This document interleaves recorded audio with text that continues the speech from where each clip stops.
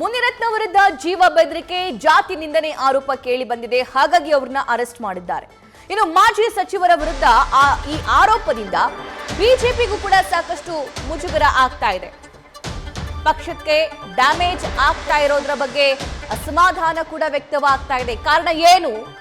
Audio ಕೇಳಿಸ್ಕೊಂಡ್ರೆ ಅದರಲ್ಲಿ ಒಕ್ಕಲಿಗ ಹಾಗೂ ದಲಿತ ಸಮುದಾಯ ಮುನಿರತ್ನ ಮೇಲೆ ಗರಂ ಆಗುವಂತಹ ಎಲ್ಲಾ ಚಾನ್ಸಸ್ ಕೂಡ ಇದೆ.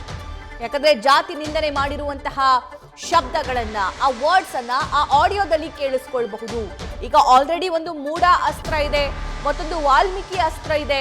ಸೊ ಇದೆಲ್ಲವನ್ನ ಇಟ್ಕೊಂಡು ಬಿಜೆಪಿ ನಾಯಕರು ಸರ್ಕಾರವನ್ನ ಹೇಗಾದ್ರೂ ಮಾಡಿ ಕೆಡವಬೇಕು, ಸ್ಪೆಷಲಿ ಸಿದ್ದರಾಮಯ್ಯ ಅವರ ಸಿಎಂ ಸ್ಥಾನದಿಂದ ಕೆಳಗಿಳಿಸಬೇಕು ಅನ್ನೋ ಪ್ಲಾನ್ ನಲ್ಲಿ ಇದ್ರು. ಆದ್ರೆ ಮುನಿರತ್ನ ಅವರ ಈ ಡೆವಲಪ್ಮೆಂಟ್ ನಿಂದ ಬಿಜೆಪಿಗೂ ಕೂಡ ಸದ್ಯಕ್ಕೆ ಡ್ಯಾಮೇಜ್ ಆಗಿದೆ. ಮತ್ತಷ್ಟು ಲೈವ್ ಡೀಟೇಲ್ಸ್ ನೀಡ್ತಾರೆ ನಮ್ಮ ಪೊಲಿಟಿಕಲ್ ಕರೆಸ್ಪಾಂಡೆಂಟ್ ಗಣಪತಿ ನಮ್ಮ ನ್ಯೂಸ್ ರೂಮ್ ನಿಂದ. ಗಣಪತಿ, ಈಗ ವಾಲ್ಮೀಕಿ ಮೂಡ ಕೇಸ್ ಇಟ್ಕೊಂಡು ಹೇಗಾದ್ರೂ ಮಾಡಿ ಸರ್ಕಾರವನ್ನ ಇಕ್ಕಟ್ಟಿಗೆ ಸಿಲುಕಿಸಬೇಕು ಅಂತ ಬಿಜೆಪಿ ನಾಯಕರು ಹೋಗ್ತಾ ಇದ್ರು ಜಂಟಿಯಾಗಿ.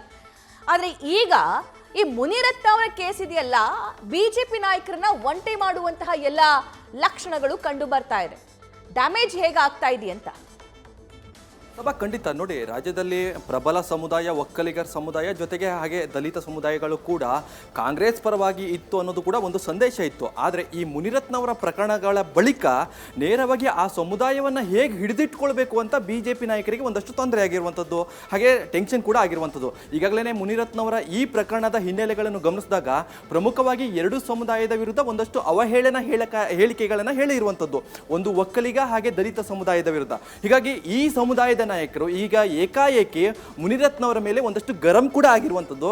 ಜೊತೆಗೆ ಕೆಲ ನಾಯಕರು ಮುನಿರತ್ನವರ ಈ ಪ್ರಕರಣದಿಂದ ಒಂದಷ್ಟು ಅಂತರವನ್ನ ಕಾಯ್ಕೊಂಡಿದ್ದಾರೆ. ಅಂದ್ರೆ ಈಗಲೇ ಮಾತಾಡೋದು ಬೇಡ, ಈಗಲೇ ಮಾತಾಡಿದ್ರೆ ಒಂದಷ್ಟು ಸಮಸ್ಯೆಗಳಾಗ್ಬೋದು. ಜೊತೆಗೆ ಈಗ ಸಮರ್ಥನೆಗೆ ಇಳಿದ್ರೂ ಕೂಡ ಆ ಸಮುದಾಯ ನಮ್ಮ ಮೇಲೂ ಕೂಡ ಒಂದಷ್ಟು ಗರಂ ಆಗುವಂತ ಸಾಧ್ಯತೆಗಳಿರುತ್ತೆ.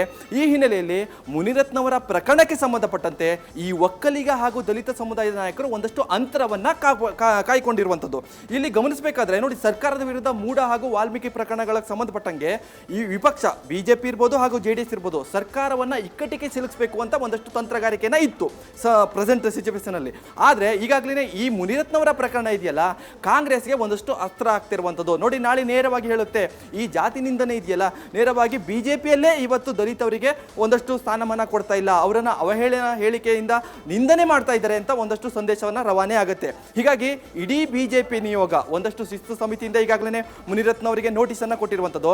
ಆ ನೋಟಿಸ್ ಬಂದ ಬಳಿಕ, ಅಂದ್ರೆ ಅದಕ್ಕೆ ಉತ್ತರ ಸಿಕ್ಕ ಬಳಿಕ ಒಂದಷ್ಟು ಬಿಜೆಪಿ ನಾಯಕರು ಇದಕ್ಕೆ ಸ್ಪಷ್ಟವಾದಂತಹ ಉತ್ತರವನ್ನ ಕೊಡ್ತಾರೆ.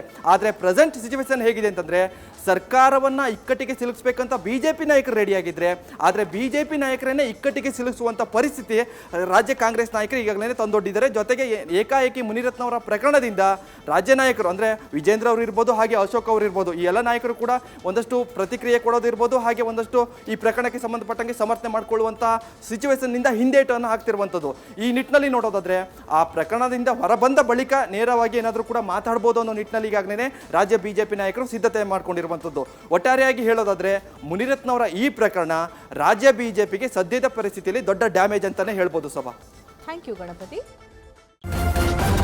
ನ್ಯೂಸ್ ಫಸ್ಟ್, ನಿರ್ಭೀತಿಯಿಂದ ನಿಮ್ಮ ಪರವಾಗಿ.